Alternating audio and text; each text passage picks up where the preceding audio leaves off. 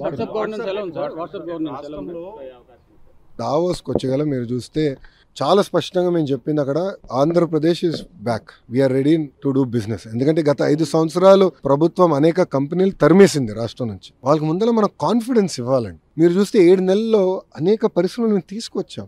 Arcelor Mittal కానీ, NTPC green కానీ, renewable energy కానీ, ఎల్జీ ఎలక్ట్రానిక్స్ కానీ, ఇప్పుడు కాగ్నిజెంట్ కూడా త్వరలో అనౌన్స్మెంట్ చేస్తాం. కల్స్కట్గా ఇట్లా అనేక పరిశ్రమలను గ్రౌండ్ చేస్తున్నాం. సో డావోస్లో చాలా స్పష్టంగా we are ready to do business, Andhra Pradesh is back అని చాలా క్లియర్గా మేము చెప్తాం జరిగింది. సో దాంట్లో భాగంగా మేము అనేక డిస్కషన్స్ చేసాం. వచ్చే 12 నెలల్లో మీరు చూస్తారు కదా, ఒక్కొక్కటి సీట్ చేసుకుంటాం, మేము వెళ్తాం. వాట్సాప్ గవర్నెన్స్కి వచ్చేగల గౌరవ మంత్రి గారు అద్భుతమైన సూచన ఇచ్చారు.